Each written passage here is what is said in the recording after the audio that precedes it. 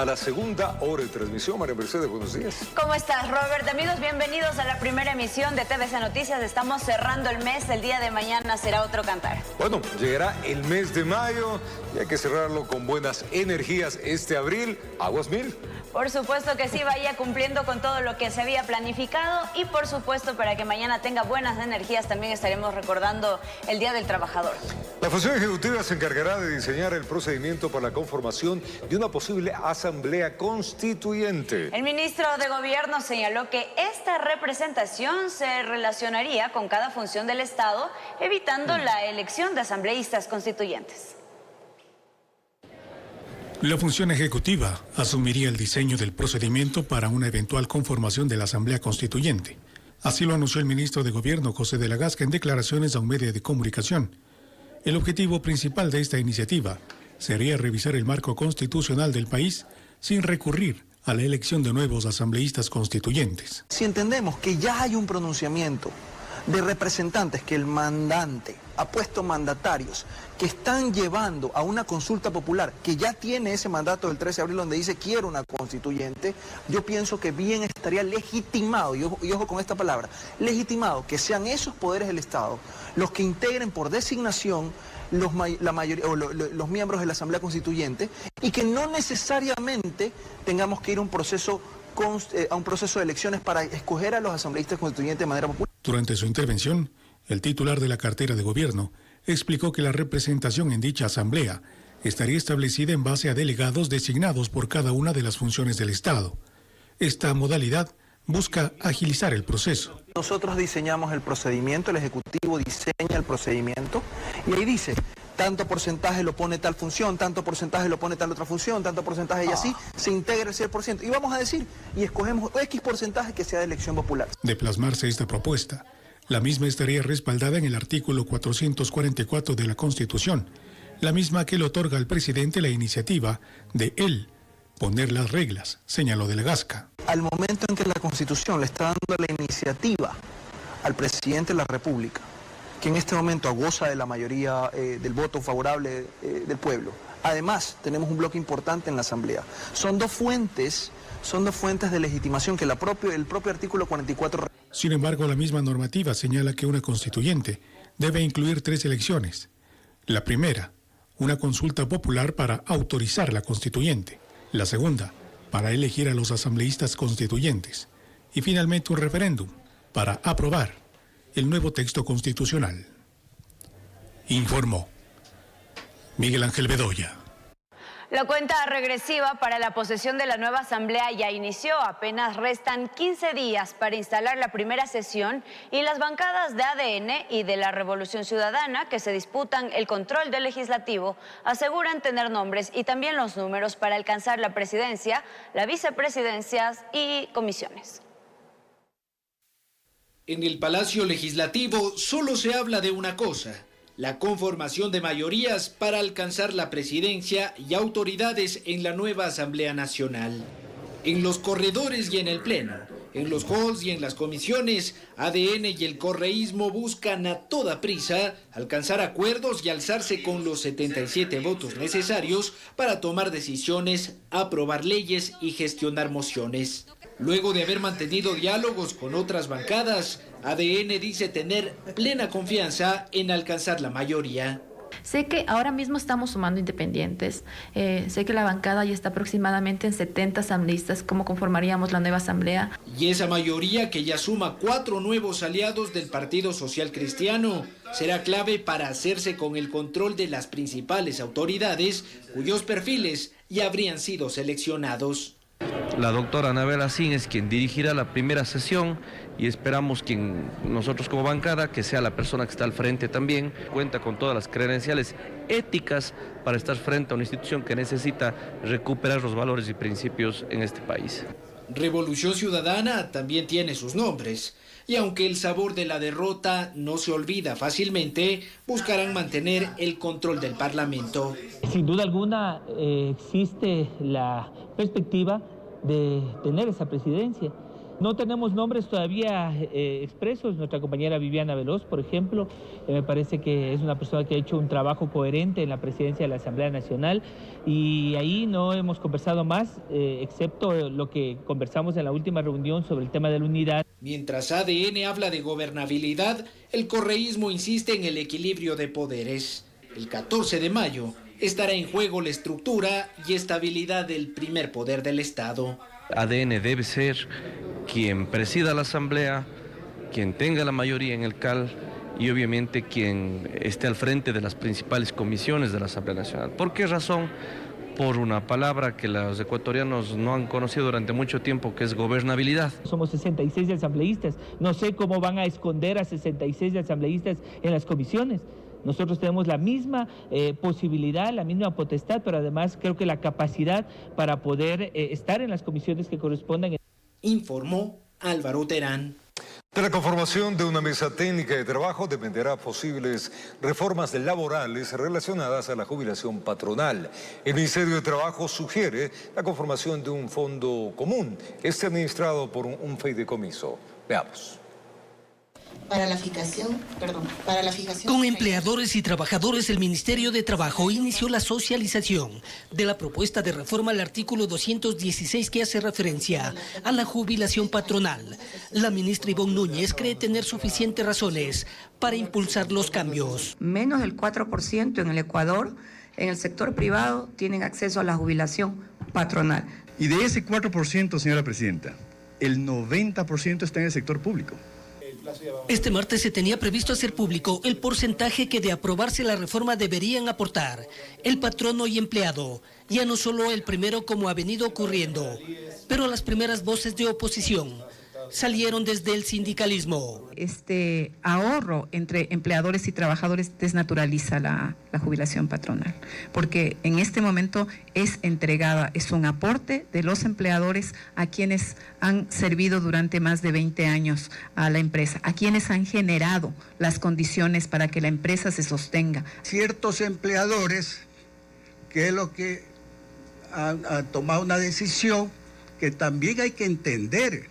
Hay que entenderlos, porque también mantener una nómina de jubilados, trabajadores pasivos que no producen, es una carga fuerte. En el Consejo Nacional de Trabajo y Salarios se acordó que en 30 días se deberá conocer los nombres de quienes integrarán la mesa técnica, que trabajará conjuntamente con el Instituto Ecuatoriano de Seguridad Social, IES. Y luego, en 90 más, tener listo un informe definitivo. El ministerio no se atreve a poner el cálculo porcentual porque nosotros no somos competentes. Lo tiene que obligatoriamente hacer el Instituto Ecuatoriano de Seguridad Social, es el cálculo actuarial para que sostenga económicamente cómo puede sobrevivir una jubilación patronal en el tiempo. ¿Y qué hacer con una jubilación en un fondo común que deba ser administrado por un fideicomiso? Si bien los cambios entrarían en vigencia para futuras contrataciones, no se deja de pensar en quienes están por cumplir 20 años y podrían ser despedidos para no acceder a la jubilación patronal, informó Héctor Romero. Y el Pleno de la Asamblea Nacional resolvió continuar con el juicio político en contra de la ex superintendenta de Economía Popular y Solidaria, Sofía Hernández, quien fue interpelada por la bancada de ADN por un supuesto incumplimiento de funciones. Asamblea Nacional. El Pleno de la Asamblea Nacional procesará en los próximos días el último juicio político del actual periodo legislativo. Se trata de la fiscalización en contra de la ex superintendenta de Economía Popular y Solidaria, Sofía Hernández. La implicada, con 103 votos provenientes de todas las bancadas de la Asamblea, fue llamada a enfrentar el juicio político en su contra. De los 2 informes de posturas presentados en la Comisión de Fiscalización, solo uno llegó al Pleno, y en este se recomendó proseguir con el enjuiciamiento, pues existirían pruebas determinantes para probar la aparente falta de control de Hernández sobre las cooperativas de ahorro y crédito. Margarita Hernández puso en riesgo el sistema cooperativo. Uno de los ejemplos más claros es una de las cooperativas más grandes del país que existía, en la cooperativa de ahorro y crédito de la Cámara de Comercio de Ambato, que ha quebrado. ¿Quiénes responden ante las personas que inclusive depositaron los fondos de su jubilación y que fueron perjudicados. Que esta funcionaria pueda rendirle cuentas a los miles de usuarios de estas cooperativas que han quebrado. El proponente de este proceso de fiscalización, Javier Jurado, de la bancada de ADN, insistió en que Hernández durante sus 6 años de gestión apenas supervisó el 6% de las 16,000 organizaciones de la EPS a escala nacional. Se realizó el 6% de control, se dieron prórrogas inexplicables a los cargos directivos en las OPS. No existió evaluación, no existía monitoreo, no existía seguimiento. Hernández asegura que más allá de criterios técnicos, su juicio político respondió a intereses partidistas por modificar el cronograma de fiscalización en el legislativo. A mí personalmente me han dicho personas vinculadas con la línea política de donde sale el enjuiciamiento, y es que no es personal, no es por mi gestión, es que había la necesidad de retrasar un juicio político que venía detrás del mío. El correísmo al interior de la comisión se abstuvo de pronunciarse sobre este proceso. Sin embargo, durante la votación en el Pleno, cambiaron de decisión y optaron por llamar a Hernández a juicio, informó Álvaro Terán. Presta atención, el subsidio a la gasolina extra podría ser de 0 en la próxima revisión de mayo. Esto como consecuencia de la baja del precio del barril de petróleo a escala mundial.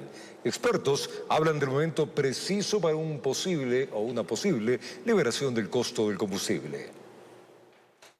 La volatilidad en el precio del barril de petróleo que se vive a nivel internacional sin duda tiene incidencia directa en la comercialización de combustibles en nuestro país. Entonces los precios del petróleo han tenido una baja, que es la base, que es la materia prima para la elaboración de los combustibles. Entonces los precios han bajado, los subsidios han bajado. El mes pasado, el 11 de abril, que fue el último ajuste de los precios de las gasolinas bajaron 17 centavos por galón, ¿no es cierto?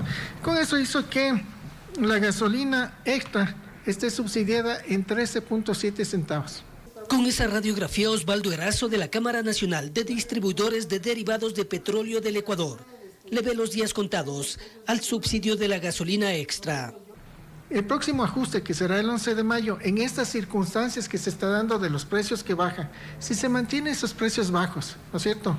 Y por ende los precios de los combustibles internacionales, de los cuales nosotros somos dependientes porque no producimos todo lo que necesitamos. Entonces es muy probable que en el próximo ajuste el subsidio se haga 0. Punto preciso que tendría el gobierno nacional en relación a ese subsidio, refiere Erazo. Y que si quiere liberar los precios, con un precio de $2.50 el galón de la gasolina extra y sin subsidios, sería un escenario perfecto para liberar el precio de la gasolina extra. Lo que le significaría a las arcas del Estado un ahorro de $200 millones anuales. El analista económico Osvaldo Landazuri ve necesario dar un paso más allá con el diésel. Esto no solo por recomendación del Fondo Monetario Internacional. Y mire usted lo que está pasando en Bolivia, lo que ya pasó en Argentina y sobre todo el primer país que menciono, Bolivia, está dándole señales claras que lo de los subsidios le termina explotando, y es lo que puede pasar en el Ecuador si es que no tomamos acciones respecto a esto. Sin descartar llegar a otras áreas. Hay subsidios relacionados con energía eléctrica. También el otro asunto que el Fondo Monetario ha pedido revisar, y me parece que está bien, es el gasto tributario, es decir, las exenciones. Entonces, si usted suma eso, pues realmente superamos los 6.000, 7.000 millones de dólares sumado todo. Lo que indudablemente afecta a la sostenibilidad fiscal del país, informó Héctor Romero. En el marco de su gira internacional, el presidente de la República, Daniel Noboa, mantuvo una reunión con la presidenta de la Comunidad de Madrid, Isabel Díaz Ayuso. El diálogo se centró en consolidar acciones que faciliten el acceso a cerca de 250.000 ecuatorianos residentes en esa región a mejores oportunidades de empleo. Además, el primer mandatario ecuatoriano ya arribó a Abu Dhabi, capital de los Emiratos Árabes Unidos. El presidente de la República, Daniel Noboa, sostuvo este martes una reunión oficial con la presidenta de la Comunidad de Madrid, Isabel Díaz Ayuso, con el objetivo de impulsar acciones conjuntas que faciliten el acceso de los ciudadanos ecuatorianos a mejores oportunidades laborales en esta región de España. Durante el encuentro se abordaron temas relacionados al reconocimiento de las competencias profesionales adquiridas por experiencia laboral, lo que serviría como una herramienta clave para impulsar la inserción laboral y fortalecer la contribución de los migrantes en el mercado laboral madrileño. Esto relacionado con la vigencia del Protocolo General de Actuación firmado el pasado 9 de abril entre la Comunidad de Madrid y la Embajada Ecuatoriana en España, que permitiría acreditar oficialmente los conocimientos y habilidades de los ciudadanos ecuatorianos, fortaleciendo la cooperación bilateral y el diseño de políticas que favorezcan la inserción socioeconómica de los migrantes ecuatorianos en Madrid a través del reconocimiento de títulos profesionales y programas de capacitación. El primer mandatario aspira a que estas iniciativas se repliquen a otros países europeos, reafirmando su compromiso con una migración regular, segura y ordenada, y con la creación de más oportunidades para evitar la migración irregular. Con estas acciones, cerca de 250.000 ecuatorianos residentes en Madrid podrían acceder a mayores posibilidades de certificar su experiencia y acceder a nuevas oportunidades de crecimiento. De manera previa, el presidente Noboa y el rey Felipe dialogaron sobre las relaciones bilaterales entre los dos países. Este encuentro formó parte de la agenda internacional del presidente ecuatoriano, enfocado en fortalecer las relaciones diplomáticas de cooperación y comerciales con diversos países de Europa, Medio Oriente y Asia. Posteriormente, el presidente de la República arribó a Abu Dhabi, capital de los Emiratos Árabes Unidos, para continuar con su gira internacional. A su llegada fue recibido por el ministro de Justicia de los Emiratos Árabes Unidos. Informó Miguel Ángel Bedoya. Vamos a otros temas. Con la presencia de autoridades del país y de la ciudad, la Iglesia Católica rindió un sentido homenaje al recientemente fallecido Papa Francisco a través de celebración de una ceremonia religiosa en el cual destacaron las virtudes de quien lo representó por 12 años. El Señor esté con ustedes. Con la presencia de la primera dama del país, Lavinia Balbonesi, el ministro de Gobierno José de la Gasca, el alcalde capitalino Pavel Muñoz, entre otras autoridades, y junto con decenas de feligreses, se congregaron este martes en la iglesia de la parroquia La Dolorosa para participar en una emotiva misa de sufragio celebrada en honor al Papa Francisco, fallecido recientemente. El acto litúrgico organizado por la Arquidiócesis de Quito se llevó a cabo con profundo recogimiento, destacando las virtudes del sumo pontífice. A todos nos envuelve hoy un halo de tristeza al reunirnos como iglesia que peregrina en Ecuador, en esta iglesia de la Dolorosa, para orar por el eterno descanso del alma de nuestro querido Papa Francisco. Ante su despedida de este mundo, confiamos al Papa Francisco a las manos del Padre de la Misericordia y le pedimos que le conceda el premio reservado a los servidores buenos y fieles. El alcalde de Quito destacó este sentido homenaje del pueblo capitalino en reconocimiento al legado del Papa. Se ha ido un Papa que ha buscado que la iglesia sea más abierta, misericordiosa, como él mismo llamaba. Un Papa latinoamericano que ha significado mucho para nosotros. Así que respetuosamente el pueblo de Quito, con la iglesia ecuatoriana, le ha dado un último adiós. Asistentes a esta ceremonia religiosa destacaron también las virtudes del líder espiritual que tuvo la Iglesia Católica por más de una década. Sí, muy por sus palabras que lo hacía, muy carismático el Santo Padre. Parte del mensaje del nuncio apostólico en Ecuador fue destacado por el alcalde Pavel Muñoz. El pensamiento social que el Papa Francisco deja en la Iglesia debería ser motivo también para que, por ejemplo, en el mundo político escuchemos esos elementos que nos hablan de unidad, de respetarnos. Podemos pensar distinto, pero también podemos trabajar por objetivos comunes. Yo creo que eso ha sido, digamos, un muy buen llamado de la Iglesia y se ha notado en esta misa. La ceremonia religiosa concluyó con un minuto de silencio en agradecimiento por la vida de quien en vida fue el Papa Francisco. Levantemos el corazón. Informó Miguel Ángel Bedoya.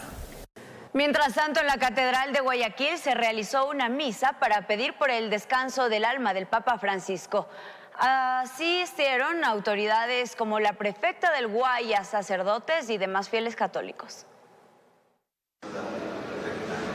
La Catedral de Guayaquil lució llena de fieles católicos, entre ellos la prefecta del Guayas y el viceprefecto, para celebrar una misa por la memoria del Papa Francisco y recordar aquellos mensajes que dejó el sumo pontífice al pueblo ecuatoriano durante su visita a nuestro país hace 10 años.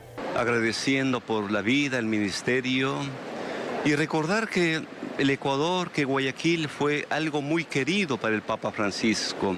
Él estuvo acá entre el 5 y el 7 de julio del 2015.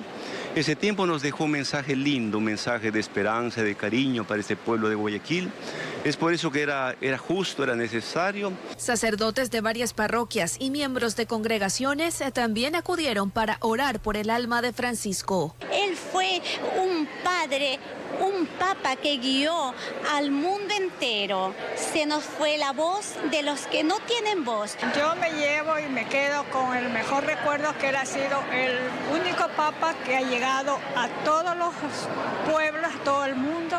Precisamente la Arquidiócesis de Guayaquil pidió en esta misa de sufragio que el mensaje del Papa permanezca como legado entre todos. Por ese ejemplo tan maravilloso que nos dejó el Papa Francisco. Y que también oremos, acompañemos a los cardenales que están reunidos en Roma, que el Espíritu Santo guíe sus decisiones, pues, y que Dios nos dé un pastor para que guíe la iglesia en el mundo entero. Informó Adriana Peralta. Hay que vacunarse, hace frío en la ciudad de Quito y las lluvias. Y tras confirmarse un caso de tosferina y otro con sospecha de contagio en la unidad educativa municipal Eugenio Espejo de Quito, la Secretaría de Salud y Educación del municipio, en coordinación con el Ministerio de Salud Pública, realizaron la vacunación de menores de 5 años que no cuentan con el esquema completo. Veamos. Tras confirmar un caso de tosferina de un menor en la unidad educativa municipal Eugenio Espejo en Quito, este martes 29 de abril arrancó la vacunación de niños de 5 años de edad que no cuentan con su esquema de vacunas completo. Los 200 niños van a recibir en este caso el proceso de vacunación para poder completar lo que es la fase de este proceso.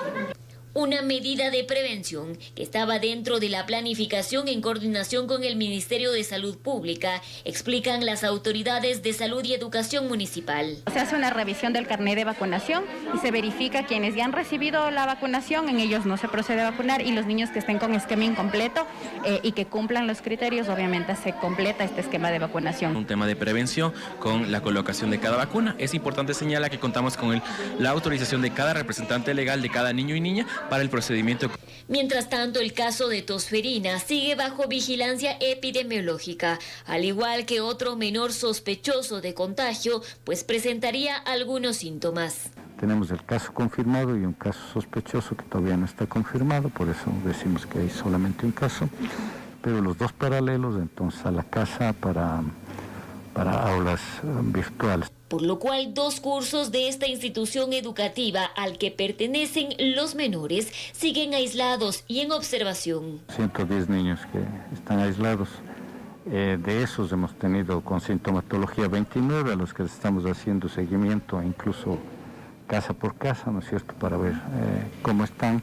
Están a través de la virtualidad, clases en casa, con el acompañamiento correspondiente tanto de la docente como del Departamento de Consejería Estudiantil, frente a la activación y el seguimiento si detectáramos otro caso. La alerta de vigilancia epidemiológica está activada en las 20 instituciones de educación municipal y en los 14 centros de educación inicial.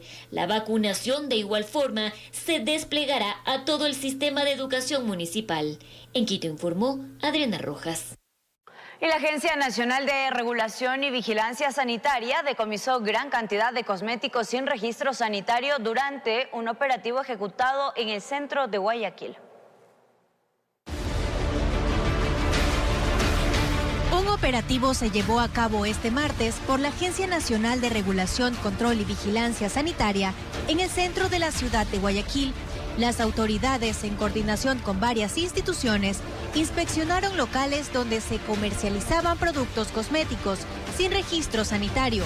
Entre los productos retirados se encontraron maquillajes, perfumes y splash, sin los debidos permisos y cuyo incumplimiento es sancionado por la ley. Como autoridad sanitaria he explicado al dueño del establecimiento lo que debe de hacer.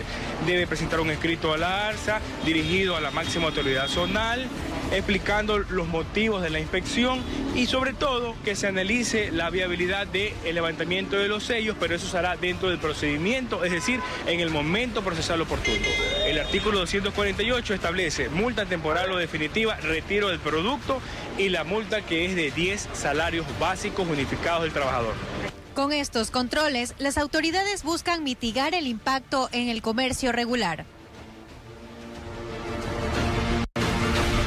Delincuentes se sustrajeron más de 20.000 libras de camarón, esto en el sector de cuarentena del Golfo de Guayaquil. Según el personal de la empresa, el perjuicio asciende a $500.000. Señalan que la Armada no efectúa patrullajes nocturnos. Sin embargo, el Comando de Guardacostas informó que los controles son permanentes.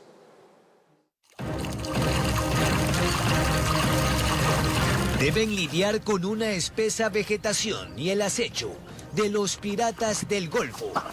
Adolfo es uno de los dependientes de una camaronera en el sector La Cuarentena, aunque a veces quisieran salir en quema. En el corto tiempo que llevo acá, lo que yo he venido apreciando es que hay bastante movimiento por parte de la gente que viene afuera a sustraer las cosas que no son de ellos. En este caso se nos meten a las piscinas. Antes de que amanezca, en la mitad del silencio, el golpe no avisa. ¿Por qué ha sido tan difícil contener estas sustracciones? Bueno, aquí se han sucedido varios casos al respecto con la marea y posiblemente por lo que ya tienen conocimiento cómo se manipula aquí el gramaje del camarón. En cada golpe se llevan no menos de 20.000 libras, pero es la quinta vez que les mueven el piso o las piscinas. Prácticamente $100.000 por robo. Ya, o sea, sin tomar en cuenta los costos de producción. ¿Y los guardacostas dan patrullaje fluvial aquí? He visto que han pasado rápidamente por aquí, por el sector, entonces sí se les da actividad a ellos. Pero en la madrugada, cuando es donde pasan ese tipo de robos, pues no lo hacen. El asunto es tan complejo que han tenido que intensificar la protección con guardianía privada. No hay más. De unos 10 a unos 18 o 20 guardias, o sea, es el doble. Entonces imagínense, también se incrementa lo que es nómina y también lo que es tecnología. Según la Cámara Nacional de Acuacultura, solo Guayas tiene el 60% de la producción nacional con 100.000 hectáreas y una de las zonas más conflictivas es esta. Según el Comando de Guardacostas del Golfo de Guayaquil, ellos efectúan controles permanentes en estas áreas de influencia. Hablamos con el encargado y nos dijo que lo que aquí procede por parte de la empresa perjudicada es presentar una denuncia formal para acometer las operaciones fluviales. Inclusive tenemos una lancha de estas que pernocta en una camaronera. A la fecha, según ellos, ya van perdiendo $500,000.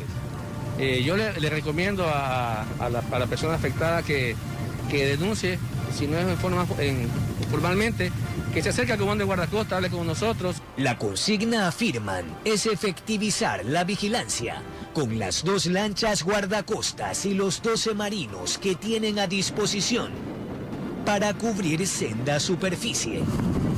En el Golfo de Guayaquil, con cámara de Franklin Crespo, informó Jorge Escobar. Y en ese marco, la Armada del Ecuador incautó 63 sacos de yute que fueron tirados al mar por tripulantes de una embarcación sospechosa. Este hecho ocurrió a 200 millas náuticas frente a las costas peninsulares. No fue detenido ningún tripulante, ellos huyeron en la embarcación. Una operación realizada por una unidad guardacostas permitió la detención de una lancha sospechosa a 200 millas náuticas frente a la costa peninsular. En la embarcación se transportaban 63 bultos que contenían presuntas sustancias sujetas a fiscalización. detectó una embarcación aproximadamente a 200 millas náuticas al oeste de la puntilla de Santa Elena. Esta embarcación, al ver la presencia de la unidad guardacosta, lanzó unos bultos al agua y se dio a la fuga. La lancha guardacosta procedió a la recuperación de los bultos y se recuperaron 63 bultos de presunta sustancia sujeta a fiscalización. Debido a esta maniobra no se logró la aprehensión de ningún individuo. Los uniformados procedieron de inmediato a recuperar los bultos abandonados en el agua. Como esto fue en horas de la noche, no se revisó cuántas personas iban a bordo, únicamente botaron los bultos y la lancha se dio a la fuga. Tras la incautación, el cargamento fue entregado a la Policía Nacional, quien será la encargada de realizar las pericias correspondientes para determinar la naturaleza exacta de las sustancias y continuar con las investigaciones del caso. Desde la provincia de Santa Elena, informó Darwin Villao. Vamos a contarles que 2 ciudadanos fueron aprehendidos por la Policía Nacional tras un ataque armado en el Parque Central de Yanzasa, allá en Zamora Chinchipe, que dejó a una persona fallecida. Durante el operativo se encontró una motocicleta abandonada, revólver en poder de uno de los sospechosos, quienes fueron localizados en una zona boscosa cercana. Miremos. La Policía Nacional atendió una alerta ciudadana por el ataque armado ocurrido en el Parque Central de Yanzasa, donde se halló el cuerpo sin vida de una persona con múltiples impactos de bala. Un hecho violento en el Parque Central de Yanzasa, donde 2 individuos disparan con un arma de fuego e impactan a un ciudadano, el mismo que fallece inmediatamente. Tras el hecho se desplegó un operativo conjunto que permitió localizar una motocicleta abandonada. 2 ciudadanos fueron encontrados ocultos entre la maleza. Uno de ellos portaba un revólver. Logrando localizar a la altura del río Zamora. Una vez constituidos en el lugar, se hizo un barrido donde también se encuentra el arma de fuego que se presume fue utilizada para cometer este hecho violento. Los aprehendidos fueron identificados como Amnan M, de nacionalidad colombiana, y Steven B, ecuatoriano. En Loja, informó Marcela Constante. Estamos de regreso con más noticias. Gracias, amigos, por su sintonía. Momento de contarles que un joven de 19 años de edad y una mujer de 50 fueron asesinados en 2 hechos violentos registrados en el distrito Portete, al suroeste de Guayaquil. La policía considera que estas acciones están relacionadas con bandas delictivas. El primer caso se registró en las calles 22 y Pancho Segura en el Cisne 2. Un joven de 19 años de edad fue perseguido por sujetos en motocicleta, quienes procedieron a dispararle hasta que lograron asesinarlo. Y esta manera la moto tiene y de atrás, ya que el arma le dispara 2 tiros, el man cayó, se baja en la moto y le remató con 5 tiros más. Según la Policía Nacional, este crimen presenta características que lo catalogan como un hecho entre organizaciones delictivas. Aquí en nuestro sector hemos podido determinar o podemos ubicar a 8 células de estructuras criminales que entre ellos están, se podría decir, combatiendo su sector o su hegemonía de acá del distrito. Una hora después, en la 23 y la Q, una dama de 50 años de edad también fue asesinada por sujetos que se movilizaban en motocicleta. Aprovecharon que ella caminaba por la vía pública. La ciudadana registra 3 antecedentes penales por tenencia y tráfico de drogas. Por ese motivo, la Policía Nacional maneja la hipótesis de un ajuste entre bandas delictivas. Muchas veces la gente adulta o son familiares de criminales o son gente que tal vez en algún momento tuvo una relación con la estructura. La institución asegura que mantienen constantes operativos en busca de frenar estos crímenes y prueba de esas acciones son los resultados obtenidos durante el último fin de semana.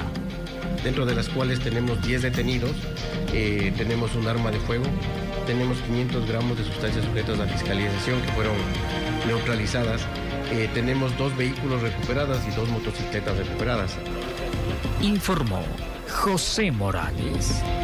En otro caso, hallaron a 2 personas baleadas y abandonadas a un costado de una vía de tercer orden en un recinto de salitre en Guayas. Una de las víctimas sobrevivió, aunque se encuentra en estado crítico, por lo que aún no han podido ser identificados. En la zona La Victoria del cantón Salitre, los moradores descubrieron a 2 hombres acribillados entre los arrozales. Estaban en una vía de tercer orden, maniatados, en ropa interior y con heridas de bala. Una de las víctimas, aún con signos vitales, fue trasladado hasta un hospital local para ser atendido y hasta esta tarde permanecía en el área de emergencia, mientras los paramédicos confirmaron el deceso del otro hombre. En el lugar, la policía no levantó indicios balísticos, por lo que se presume que les dispararon en otro sector y en la vía La Victoria solo fueron abandonados durante la madrugada. Según una fuente policial, los hombres baleados no serían de Salitre, pero sí presentan algunos tatuajes alusivos a grupos delincuenciales. Los investigadores de la DINASET indagan además si las víctimas son oriundas de la provincia de Los Ríos, donde hay algunos reportes de desapariciones. Hasta el cierre de esta nota, los hombres acribillados aún no habían sido identificados, informó Carolina Pimentel. Los médicos del hospital de San Gabriel, esto es en la provincia del Carchi, llamaron a la policía para que tomen procedimiento en el caso de un bebé de 5 meses que fue inducido a nacer sin vida bajo medicación, esta suministrada por la madre y supuestamente por su novio. Lamentable. Veamos. Eran aproximadamente las 15 horas cuando Evelyn A., de 22 años, ingresa hasta el hospital de San Gabriel con fuerte dolor abdominal. Una vez en la consulta, los médicos se cercioran que la paciente tiene 5 meses de embarazo y varios restos de medicamentos inducidos, por lo que es trasladada de emergencia hasta la Casa de Salud de Tulcán, en donde el bebé es expulsado sin vida y con graves lesiones. Posterior a un examen ginecológico, se determina que ella introdujo en su cuerpo pastillas y también se tomó pastillas para poder expulsar su bebé. Todo lo que ella tomó y se introdujo fue lo que por producto de eso falleció su bebé. Los médicos llamaron a la policía para que investiguen y, de acuerdo a las primeras declaraciones, Evelyn habría manifestado que Steven A., de 21 años, sería su novio quien le entregó la medicación en vista de que no estaban preparados para ser padres. Estamos en proceso de investigación para determinar el grado de culpabilidad tanto de la chica como también de su novio. Por la tentativa de homicidio supuestamente que se había cometido en ese momento. Los uniformados buscan al implicado mientras que Evelyn permanece en la Casa de Salud bajo custodia policial, recuperando su estado. La DINASET investiga el caso. La señora fiscal que estaba de turno indicó que se haga la aprehensión de la presunta madre que estaba cometiendo este delito. Entonces se puso a buen recaudo, se le hizo los exámenes pertinentes y posterior se le nombró el resguardo policial pertinente para el procedimiento correspondiente. Con cámaras de José Cedeño desde Tulcán, informó Miriam Enríquez. En menos de 3 horas, 3 hombres fueron asesinados al estilo sicariato en Manta, en la provincia de Manabí. A la primera víctima le dispararon al salir de su trabajo. Las otras 2 muertes fueron hechos simultáneos. Uno de los fallecidos quedó en la vía pública y la segunda dentro del patio de su vivienda. A Edison Barreiro, de 24 años de edad, un sicario y su cómplice lo esperaban en los exteriores de su trabajo para quitarle la vida. Una cámara de seguridad grabó el crimen de este obrero. Que es una muerte selectiva. Claramente esto ya es un hecho donde se observa que existe ya una premeditación en el actuar de estos ciudadanos, ¿no? Uno de ellos está plenamente identificando, se acerca, realiza los disparos y luego se embarca en la motocicleta. Ustedes lo tienen claramente y la comunidad puede observar en este video que ya lo tienen en redes sociales. El hecho se registró en la calle 124 y avenida 102 de la parroquia Los Esteros de Manta, en la provincia de Manabí. La policía investiga el móvil de este crimen. Es un ciudadano ecuatoriano, mismo que fue victimado en el lugar con un arma de fuego de tipo pistola 9 milímetros, y el mismo que fallece en el lugar de los hechos. Luego, casi en hechos simultáneos, ocurrieron 2 muertes violentas. La primera fue en el barrio Nuevo Manta. Gabriel R. fue asesinado en la vía pública. Testigos escucharon varias detonaciones. Estaba haciéndole comida a los niños y escuché nomás pum pum y ya estuvo. Pero no salimos nadie porque como ahorita todo ruido se escucha, nadie salió. El alarme fue que ya dijeron que estaba en media vía. Sí, ahí fue que todo el mundo salió, pero nadie vio nada. Mientras en el barrio Nueva Esperanza, Gabriel Ontaneda fue disparado en el patio de su vivienda. Sus allegados lo llevaron al centro de salud de la parroquia Eloy Alfaro, donde los galenos confirmaron su deceso.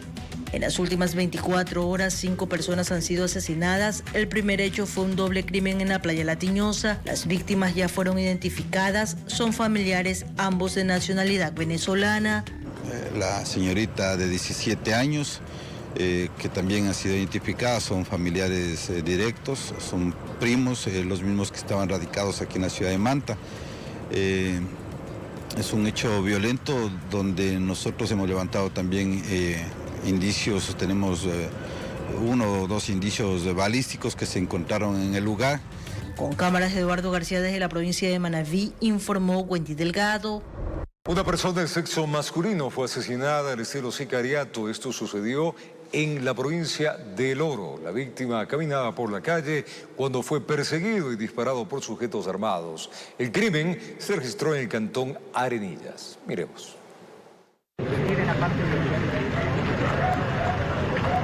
Sucedió en la Ciudad de la América. Sobre el asfalto de la avenida Bolivia quedó el cuerpo sin vida de Hamilton Becerra, ciudadano de aproximadamente 40 años, quien fue disparado por sujetos armados, quienes al parecer se movilizaban en una motocicleta. Según testigos, Becerra caminaba por la calle cuando vio que se acercaban los sujetos. Presintiendo que algo andaba mal, empezó a correr, pero lamentablemente fue muy tarde porque uno de los gatilleros empezó a disparar, impactando en su humanidad y cayendo pesadamente en la calzada, donde fue rematado. Posterior, los criminales se dieron a la fuga. El ahora occiso recibió los disparos en la espalda y tórax. La policía en el lugar recogió los indicios para iniciar con la investigación ante el dolor de los familiares y reclamo de los moradores. Está bastante inseguridad, no hay nada de seguridad aquí en Arenillas.